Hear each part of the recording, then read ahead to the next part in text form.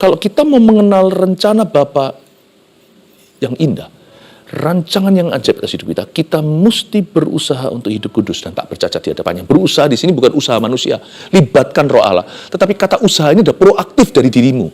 Dan ada satu langkah proaktif dari diri kita untuk aku mau hidup taat pada firman. Itu jadi komitmenku dan aku berusaha untuk konsisten di situ. Kalau aku jatuh, Tuhan tolong aku akan bangkit kembali. Aku tidak akan tergeletak sebab Engkau menopang tanganku.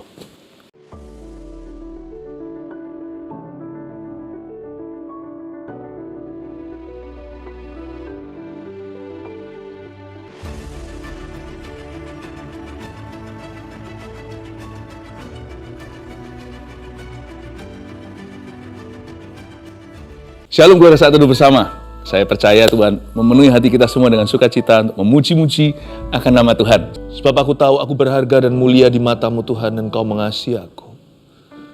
Hendaklah perkataan ini diucapkan oleh setiap hati yang saat ini ikut saat teduh.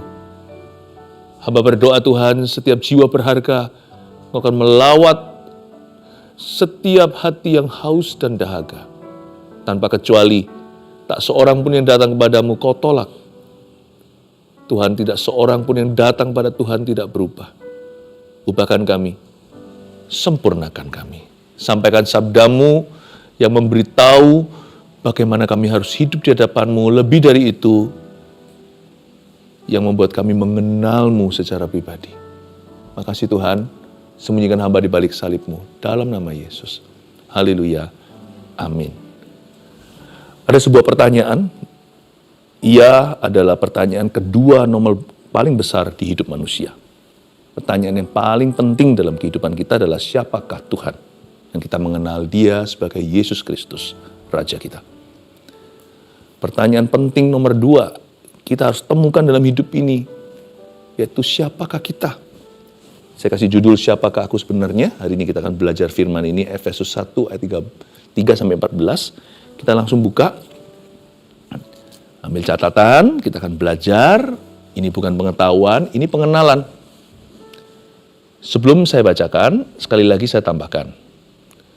Manusia itu dicipta dalam gambar dan rupa Allah. Artinya bukan hanya fitur-fitur atau kita bisa berpikir, punya emosi, bukan hanya itu saja. Berarti kita diciptakan tidak bisa terpisah dari Sang Pencipta. Dicipta dalam gambar dan rupanya, berarti kita butuh Dia. Seumur hidup sampai kita mati, sampai Tuhan memanggil kita kembali. Kita tidak bisa hidup berpisah dari Tuhan Yesus. Jadi kita harus mengerti ya, kita tidak akan bisa mengenal maksud dan tujuan hidup ini di luar Tuhan. Di luar aku, kamu tidak bisa berbuat apa-apa. Saya baca dulu ya ayat 3.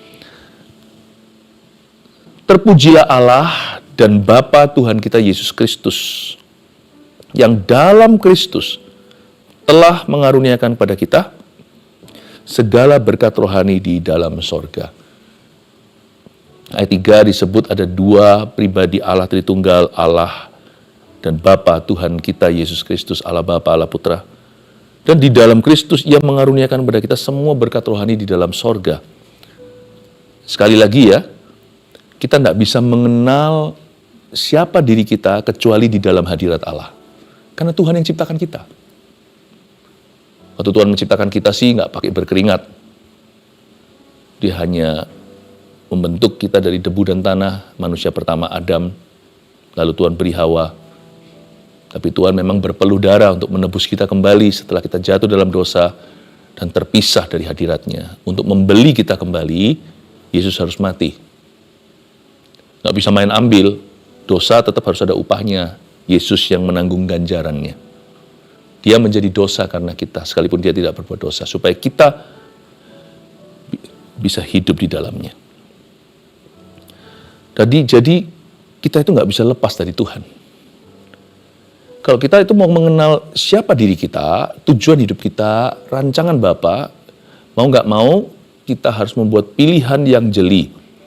Yaitu mendekat bukan menjauh dari Tuhan. Selalu mendekat kepada Tuhan. Karena waktu kita dekat sama Tuhan, kita jadi ngerti kehidupan. Karena Kristus mengaruniakan kepada kita segala berkat rohani itu di dalam sorga. Itu bicara di hadirat Allah. Karena kita belum hidup di sorga kan, kita masih hidup di bumi. Tapi waktu kita itu masuk ke hadiratnya, ingat tuh Yesus waktu mati, itu tirai robek dari atas ke bawah. Berarti hadirat Allah keluar. Dengan kata lain, kita sekarang bisa masuk ke hadirat Tuhan di dunia. Bahkan ketika kita dalam persekutuan saudara seiman, 2-3 orang berkumpul di dalam namaku, Yesus bilang gini sama murid-muridnya, aku ada di situ. Yesus menubuatkan saat ketika dia sudah naik ke sorga, roh Allah akan hadir di tengah-tengah umatnya. Apapun yang mereka minta, akan didengar sama Bapa, akan dikabulkan. Jadi, yang disebut dengan berkat rohani dalam sorga itu hadirat Allah. Makanya jangan kita itu skip ke gereja, atau kita ke CG, ya. Dan juga pada waktu kita saat teduh bersama seperti ini, kesempatan-kesempatan untuk masuk hadirat Tuhan secara pribadi, waktu kita saat teduh sendiri, atau bersama saat kita saat teduh bersama seperti ini, adalah waktu-waktu yang sangat berharga, dan begitu langkanya di perjanjian lama, banyak nabi-nabi dan raja-raja menginginkan berkat yang kita terima hari ini. Mereka nggak bisa. Dan mereka, umat Tuhan, orang Israel, hanya bisa masuk itu setahun sekali ke bait suci, itu pun yang masuk ke hadirat hanyalah si imam besar.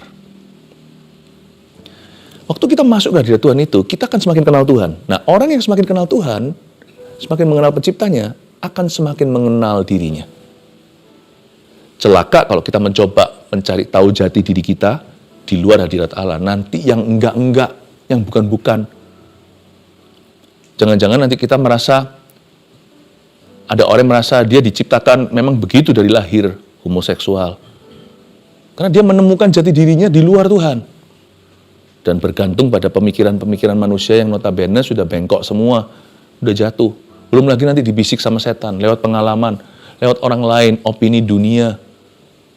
Apa kata dunia, apa kata orang, waduh itu menyesatkan. Jangan mencoba mengenal siapa dirimu di luar Dia yang membentukmu dan yang menebusmu. Dia yang menciptakanmu. Tidak ada berkat di luar hadirat Allah. Sebab di dalam Dia, Allah telah memilih kita sebelum dunia dijadikan. Supaya kita kudus dan tak bercacat di hadapannya.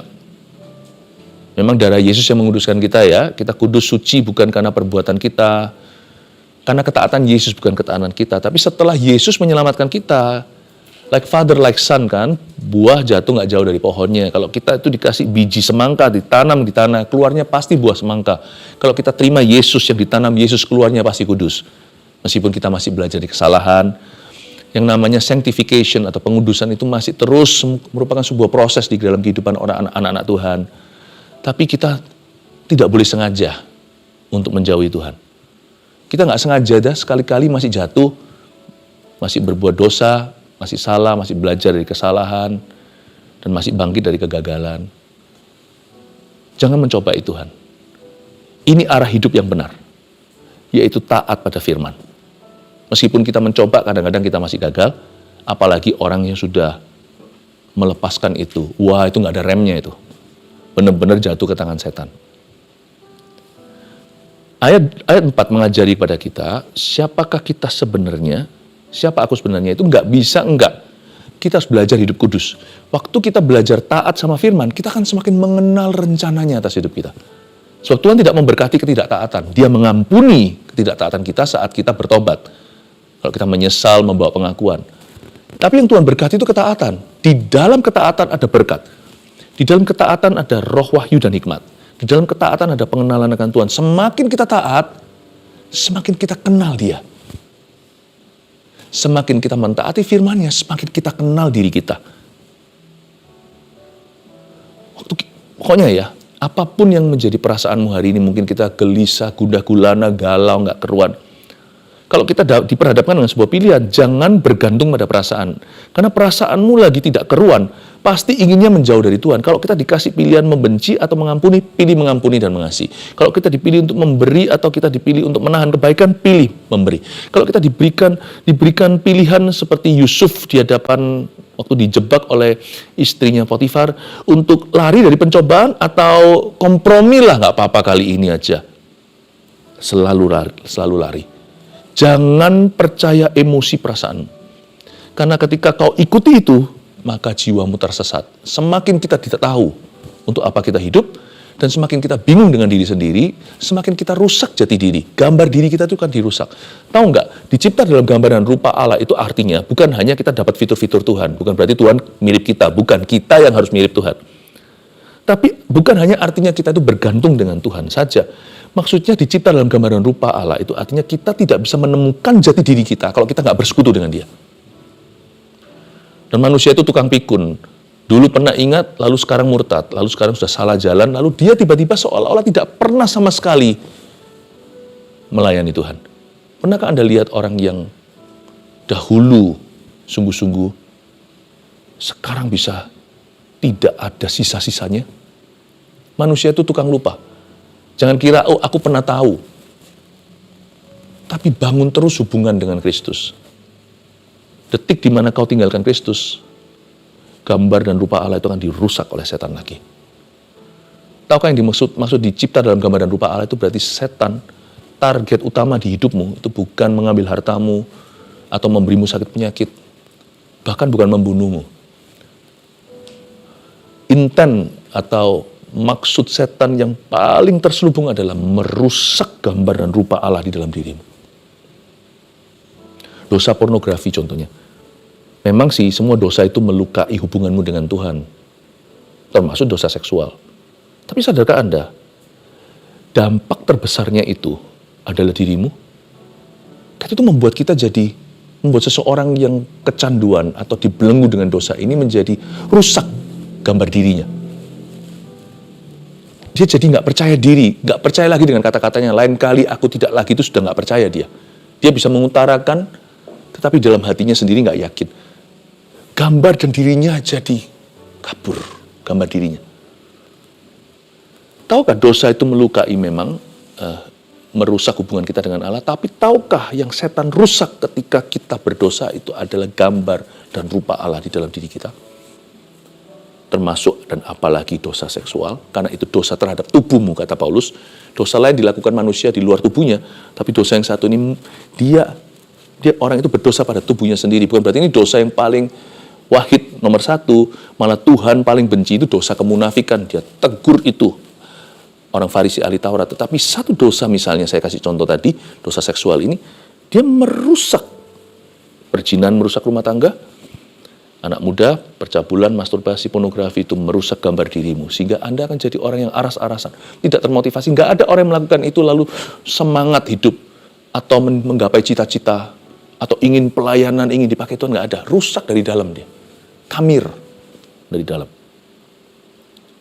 Jadi nggak bisa nggak. Kalau kita mau mengenal rencana Bapa yang indah, rancangan yang ajaib atas hidup kita, kita mesti berusaha untuk hidup kudus dan tak bercacat di hadapannya. Berusaha di sini bukan usaha manusia, libatkan Roh Allah. Tetapi kata usaha ini ada proaktif dari dirimu. Dan ada satu langkah proaktif dari diri kita untuk aku mau hidup taat pada firman. Itu jadi komitmenku dan aku berusaha untuk konsisten di situ. Kalau aku jatuh, Tuhan tolong aku akan bangkit kembali. Aku tidak akan tergeletak sebab Engkau menopang tanganku. Hidup dalam kekudusan membuka wawasan kita, membuat kita jadi kenal siapa diri kita. Dan orang yang hidup dalam kekudusan bisa lihat masa depannya penuh pengharapan.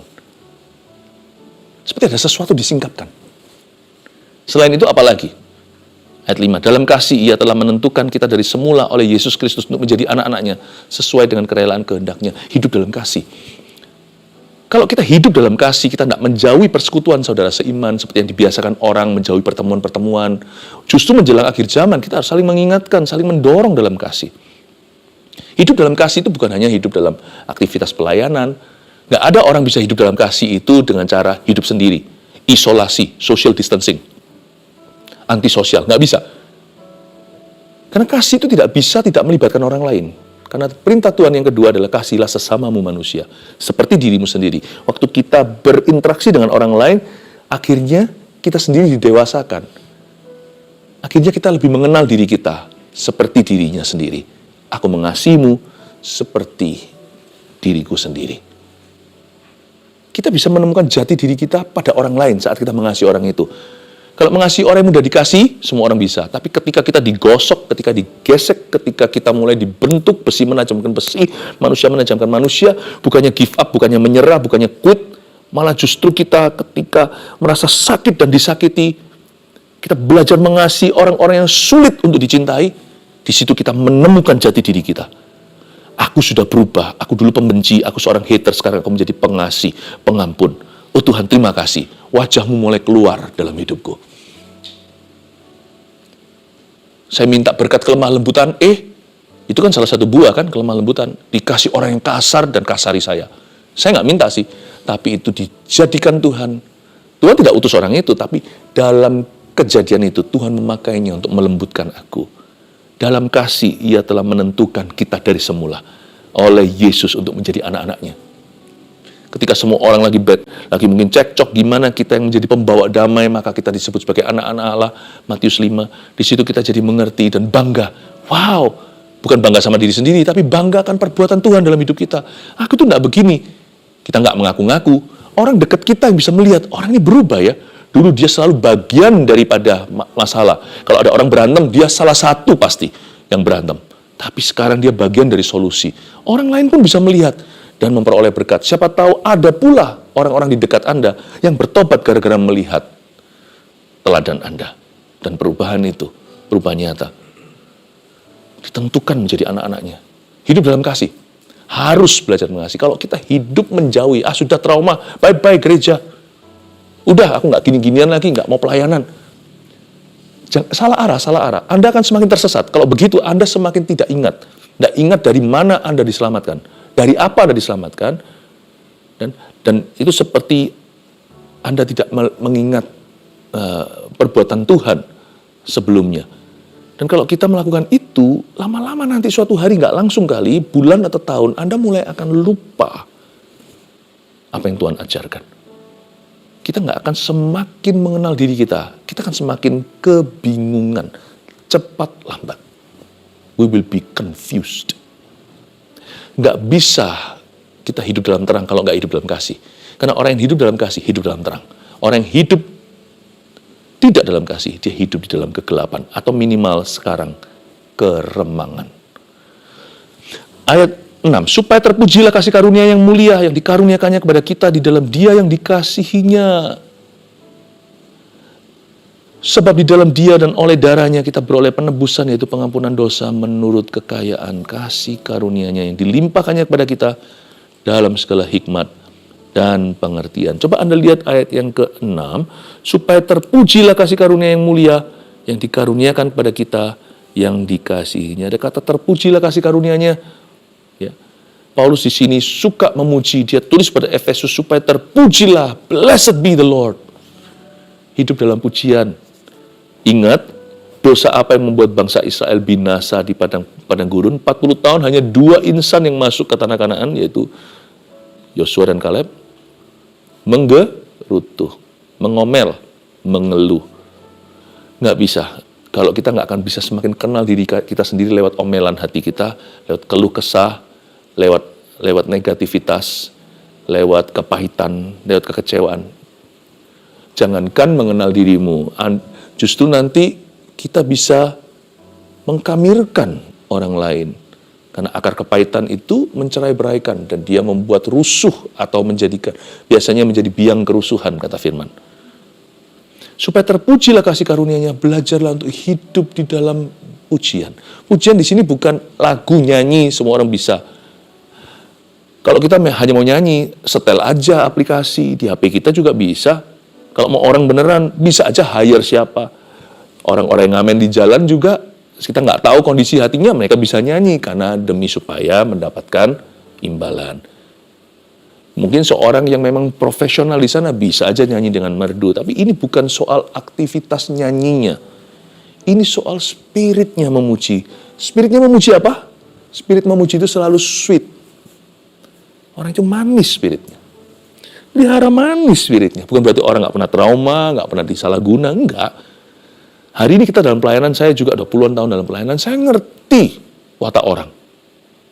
Tapi saya berusaha terus menjaga. Tiap pagi, tiap malam, saya selalu ganti oli. Saya mau spirit saya itu sweet. Itu loh, supaya terpujilah kasih karunia-Nya, sweet spirit.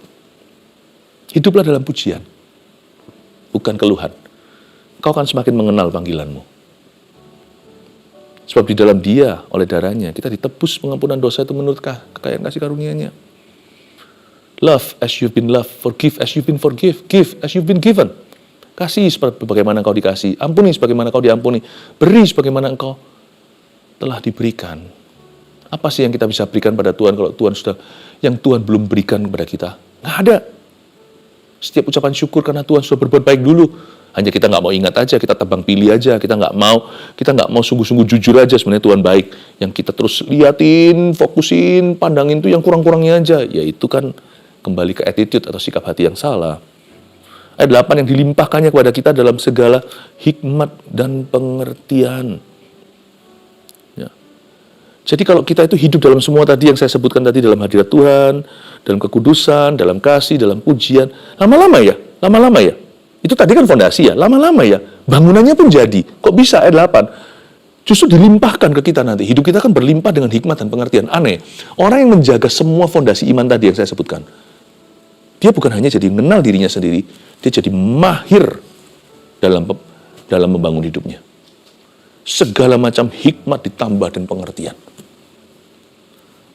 Ujung dari pertanyaan siapakah aku sebenarnya bukan hanya kenal dirimu, tapi membangun hidupmu. Hidupmu itu akan dilimpahi Tuhan dengan berbagai hikmat dan berbagai pengertian. Luar biasa. Di situ Anda mulai melihat, ini orang bukan hanya berhasil mengenal jati dirinya. Dia benar-benar memperoleh identitasnya dari Tuhan. Tapi lihat, bukan hanya dia memperoleh identitasnya, dia benar-benar berhasil di bidangnya. Nampak jelas hikmatnya, berkat Allah pengertiannya. Ini orang menjadi orang yang cakap dalam pekerjaannya, berdiri di hadapan raja. Anehnya orang yang belum mengenal dirinya sendiri, nggak mau duduk diam di hadirat Tuhan, lari kanan kiri, dan mulai kepoin, dan mulai urusi urusan orang lain, alias dalam bahasa Inggrisnya menjadi seorang busybody, nggak ketemu jati dirinya, malah membuat ricuh, sehingga orang lain juga dihalangi. Orang seperti ini, lihat ya hidupnya nanti ya, besar pasak dari tiang. Nanti akan besar kata-katanya, lebih kecil buahnya. Bukti nyata bahwa hidupnya dibangun dengan benar itu tidak akan kelihatan. Tidak akan kelihatan. Tapi orang yang bisa menemukan jati dirinya, identitasnya di tempat yang tepat, Tuhan itu tidak akan bungkam. Tuhan akan menunjukkan bahwa orang itu karena Anda akan mulai lihat bangunannya, segala hikmat, segala pengertian itu akan ditambahkan.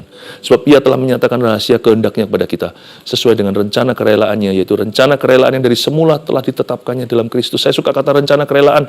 Di situ saya diajari bahwa Tuhan itu dengan senang hati membangunmu. Rencananya itu terjadi, nggak perlu Tuhan dipaksa-paksa, nggak perlu. Tuhan itu rela menjadikanmu. Ya, sebagai persiapan kegenapan waktu untuk mempersatukan dalam Kristus sebagai kepala segala sesuatu yang baik di sorga maupun yang di bumi. Saya jadi ingat doa Bapak kami, di bumi seperti di sorga. Tuhan tuh rindu membangun hidupmu. Tuhan rindu membuatmu berhasil, tapi dengan versinya Tuhan, bukan dengan versinya dunia. Aku katakan, di dalam Kristus, karena di dalam Dialah kami mendapat bagian yang dijanjikan. Kami yang dari semula ditentukan untuk menerima bagian itu sesuai dengan maksud Allah, yang di dalam segala sesuatu bekerja menurut keputusan kehendaknya. Coba katakan di dalam Kristus.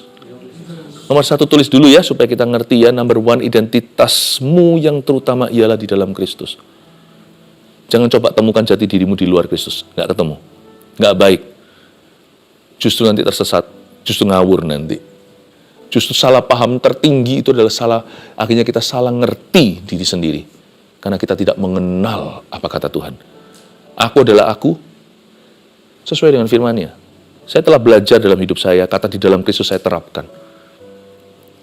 Suatu hari Tuhan pernah berkata begini sama saya tanamkan sebagai kata-kata hikmat karena ini Alkitabiah. Tuhan berkata pada saya suatu hari dulu, waktu saya baru-baru bertobat, waktu saya baru-baru menjadi baru-baru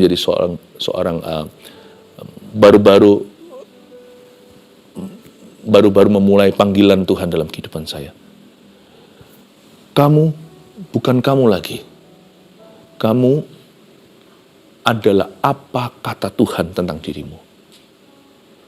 Kamu adalah apa yang Tuhan sesuai dengan tugas yang kamu emban dari Tuhan. Kamu adalah kemana Tuhan suruh kamu pergi. Tuhan tuh bilang, taruh dalam hati saya. Saya sudah tidak punya lagi identitas. Hidupku bukannya aku lagi, tapi Yesus dalamku. Kalau Tuhan suruh saya lakukan ini, ya itulah tugasku. Kalau Tuhan panggil aku begini, ya inilah aku. Kalau Tuhan suruh aku pergi dari sini ke sana, disitulah tempatku. Aku tidak lagi sesuai dengan apa menurut saya sendiri. Aku adalah sesuai dengan firman-Mu. Kata di dalam Kristus itu dalam. Di sini mengandung kematian kita terhadap diri sendiri. Mulai hari ini, who I am, siapa aku, siapa Anda, apa aku, apa dirimu, semua tergantung firman-Nya. Saya berkata, saya nggak kuat Tuhan ngasih orang ini, tapi kalau firman Tuhan berkata, kasihilah sesamamu, itu yang aku percayai, bukan perasaanku. Kalau Tuhan berkata, aku harus mengasihi seseorang, Tuhan selalu benar. Perasaan saya yang salah. Sedangkan perasaan saya berkata, nggak bisa. Saya lebih percaya Tuhan, aku dapat melakukan segala perkara di dalam Dia yang memberiku kekuatan. Kalau Tuhan suruh, Tuhan kasih saya power untuk melakukannya. Jadi saya tidak lagi tawar-menawar, tidak lagi membantah. Kalau Tuhan yang ngomong, Dia benar. Segala sesuatu yang bertentangan dengan firman itu yang saya tiadakan. Bukan firman itu yang saya negosiasi, tetapi saya belajar untuk mati. Di dalam Kristus itu artinya, Yesus memerintah. Kami mendapat bagian yang dijanjikan. Untuk menerima bagian itu sesuai dengan maksud Allah. Di dalam segala sesuatu bekerja menurut keputusan kehendak-Nya. God has the last say in my life. Tuhan yang punya kata terakhir dalam hidup saya. Kalau Tuhan dalam keputusan kehendak-Nya mau saya demikian, kalau firman Tuhan berkata, kalau Tuhan firman berkata, 7 kali 70 kali saya ampuni orang, secara hemat manusia saya nggak bisa. Nggak mungkin kita punya ketabahan sebanyak itu. Tapi kalau Tuhan berkata, Tuhan yang sediakan peluru. Pengampunan itu dari Tuhan. Tuhan yang akan memberiku kemampuan. Tuhan yang akan membuat saya bisa. Saya belajar kata itu, bahwa identitas saya mulai hari ini bukan apa yang saya pikirkan, bukan apa yang saya rasakan. Mulai hari ini, siapa aku? Semua sesuai dengan keputusan-Mu ya Tuhan. Bisakah kita mengatakan itu? Kalau kita bisa mengatakan itu, kita akan melihat nanti rencana kerelaannya terjadi di dalam hidup kita. Wow, Anda akan mulai melihat pekerjaan karya yang benar-benar bukan tangan manusia melakukannya. Saya nggak bisa jelaskan, Anda harus alami sendiri. Tuhan akan masuk dalam hidupmu, kehidupanmu lewat firman yang saya bagikan. Anda mulai akan lihat kemuliaan dan penyertaan Tuhan. Supaya kami yang sebelumnya telah menaruh harapan pada Kristus, boleh menjadi puji-pujian bagi kemuliaan-Nya. Sudah nggak kepingin lagi di ayat 12 untuk kita membuktikan diri dapat pujian dari manusia. Dunia ini sangat cetek, sangat dangkal. Oh, orang pakai ini, orang punya koneksi itu, wah, baru mendapatkan. Dunia ini sudah punya definisinya lah. Orang yang hebat seperti apa? Orang yang dipandang rendah itu seperti apa? Orang ya, kalau sudah hidup di dalam Kristus, sudah dibebaskan dari dalamnya. Dia nggak perlu pembuktian diri lagi, karena kita boleh menjadi puji-pujian bagi kemuliaan-Nya. Pujianku datang dari Tuhan. Karena Injil berkata, saya sudah berharga. Nggak perlu saya buktikan apa-apa. Tuhan sudah terima saya. Mulai hari ini saya hidup sesuai dengan perintah-Nya. Pujianku datang dari tempat maha tinggi. Dunia kan lain. Tergantung apa yang kau pakai. Tergantung pencapaianmu. Saya tidak mau lagi hidup di bawah roh dunia yang lemah. Di bawah hukum Taurat yang tidak membebaskan. Tapi saya mulai hari ini hidup di dalam kasih Yesus. Nomor 2, Anda tulis, Injil berkata, engkau sudah berharga.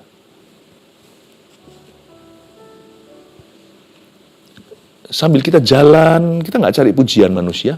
Sambil kita jalan, kita belajar untuk puas. Ketika kita melakukan firman Tuhan. Ketika kita tahu sesuatu menjadi kehendak Tuhan, sekalipun susah, ketika kita lakukan dengan kekuatan Roh Kudus, saya jadi bukan memuji diri sendiri, good job, nggak perlu. Pujianku datang dari Tuhan. Saya lihat Tuhan senang, saya senang. Saya nggak perlu seseorang menepuk saya dan berkata, bagus sekali perbuatanmu, nanti suatu hari Di akhirat akan ada suara berkata, well done, baik sekali perbuatanmu. Hiduplah untuk perkara lebih tinggi. Injil berkata engkau sudah berharga kok. Sehingga nanti pelayanan juga bukan menjadi ajang pembuktian atau untuk memancing approval atau memancing pengakuan. Anda punya sesuatu juga bukan untuk show off, tapi untuk Anda pakai dengan rasa syukur kalau itu memang halal kau terima. Apapun yang Anda alami di hidup ini tidak lagi demi manusia untuk dilihat oleh mereka, tapi untuk dilihat oleh Tuhan. Orang yang hidup seperti ini, dalamnya itu ada damai sejahtera. Mungkin nampaknya seolah-olah pertama-tama dia disuruh mati terhadap dirinya sendiri. Tapi ujung-ujungnya dia tua, itu damai yang sorgawi. Kasihan loh, di dunia ini kelihatan banyak orang seperti gimana, tapi di dalamnya itu budak. Mereka diperbudak oleh dirinya sendiri. Tidak lain, tidak bukan, di dalam semuanya itu saling mencari pengakuan. Tapi orang yang di dalam Kristus, di dalamnya itu merdeka. Dalam kau ada damai sejahtera. Ada sukacita. Ayat 13, di dalam dia kamu juga, karena kamu telah mendengar firman kebenaran, yaitu Injil keselamatanmu. Di dalam dia kamu juga, ketika kamu percaya, dimeteraikan dengan Roh Kudus yang dijanjikannya itu. Katakan Roh Kudus, dimeteraikan dengan Roh Kudus. Dan Roh Kudus itu adalah jaminan bagi kita, bagian kita, sampai kita memperoleh seluruhnya. Memang kita belum sempurna, tapi sekarang sudah ada jaminannya. Di depan itu sudah dikasih Roh Kudus kita, yaitu penebusan yang menjadikan kita milik Allah untuk memuji kemuliaannya. Tinggal satu aja assignment atau tugas kita. Fokus ini aja udah selesai. Dan jangan fokus ini per bulan, per minggu, tapi fokus setiap hari. Kalau mau ikut Yesus itu setiap hari sangkal diri dan pikul salib. Kalau sehari kesusahan itu untuk sehari, kita boleh berencana untuk 1 bulan, 1 tahun, 2 tahun, nggak apa-apa. Tapi imanmu itu belajar jalan harian dengan Tuhan. Ini saja tugas kita, hanya satu ini, sehari demi sehari. Nomor 3, hargailah hidupmu setiap saat dengan Roh Kudus. Saya sama Roh Kudus tidak mau kalau telepon itu istilahnya manusia, tidak long distance atau seperti telepon jarak jauh. Teleponnya lokal.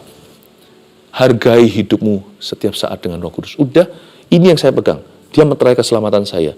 Dia diberikan di depan sampai kita memperoleh seluruhnya. Saya belum sempurna, tapi yang namanya Roh Kudus ini pribadi ini akan menyempurnakan saya. Siapakah aku sebenarnya? Kalau Anda tanya sama saya masih belajar untuk mengenalinya. Saya masih dalam proses untuk bisa semakin kenal rancangan Tuhan atas hidup saya. Saya tidak tahu segala sesuatu, tapi saya punya Roh Kudus. Udah, itu aja yang saya pegang. Itu meteraikan. Dan saya mau jaga persekutuan saya dengan Roh Kudus every day. Demikian rupa, saya tidak mau kehilangan dia. Hargai hidupmu setiap saat dengan Roh Kudus. Lama-lama nanti, suatu hari di ujungnya, Yakub si penipu itu, kata Yakub artinya penipu, di ujung hidupnya dengan tongkat itu, karena dia terpelecok kakinya, karena dipukul oleh malaikat, oleh Tuhan, ketika dia bergulat dengan Allah dan Tuhan izinkan menang, tongkat yang sama yang melambangkan kelemahannya, disiplin Allah atas hidupnya, ya, itu nanti menjadi tempat dia menyanggah badannya untuk menyembah terakhir kali sebelum dia mati.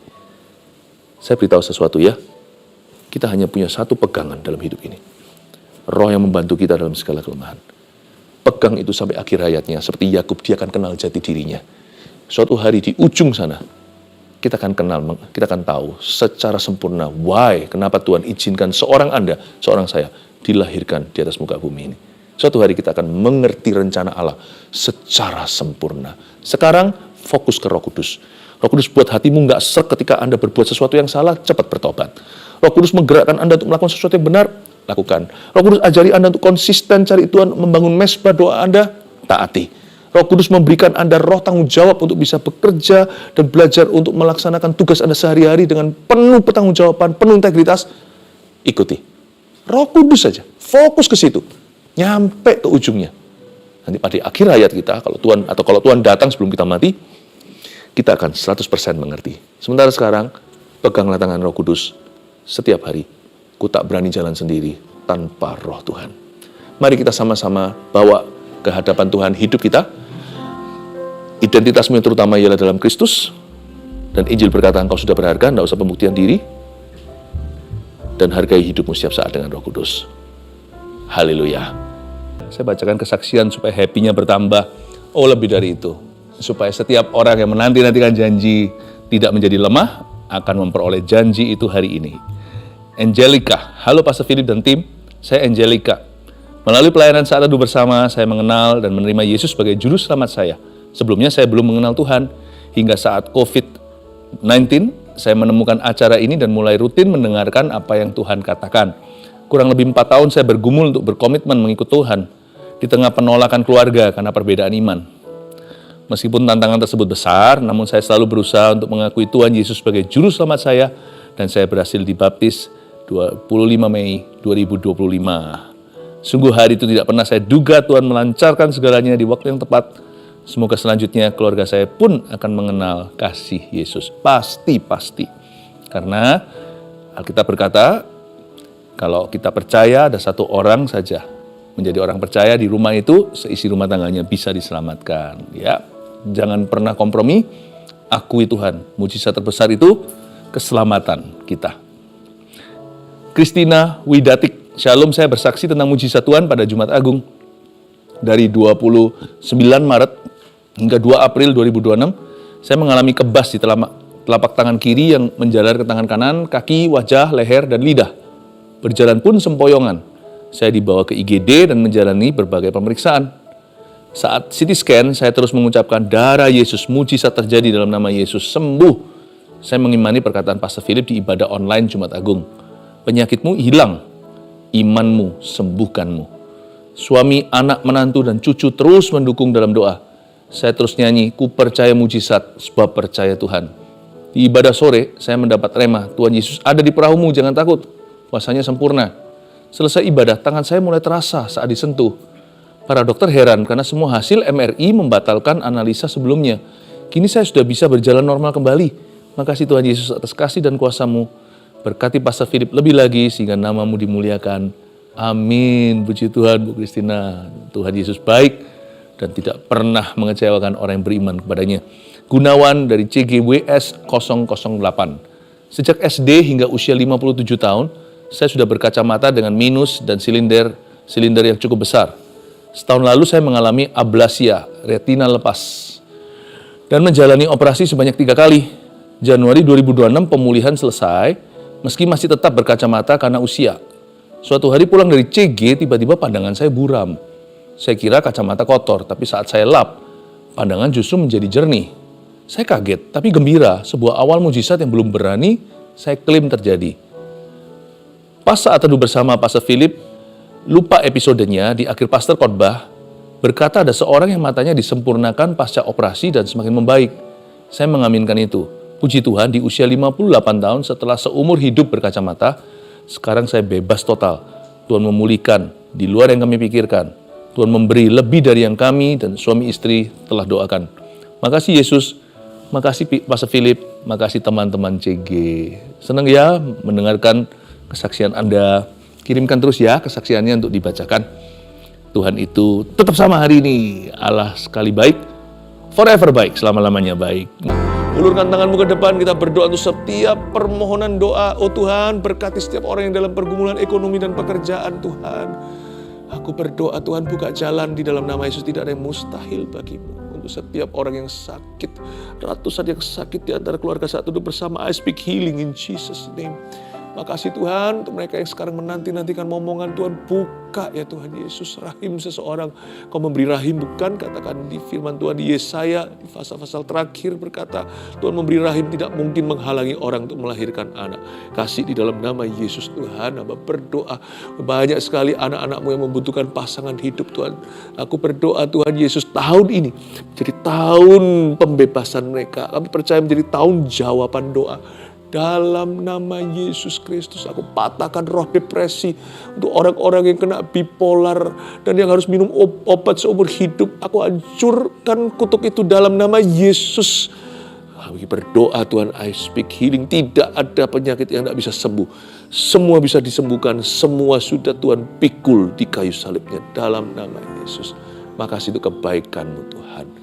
Terpujilah nama-Mu Yesus. Terpujilah nama-Mu Tuhan. Mari kita menerima berkat di dalam Tuhan. Mulai hari ini biarkan kau semakin mengenalnya. Roh pengenalan akan Tuhan akan membantumu untuk mengenal jalan hidupmu.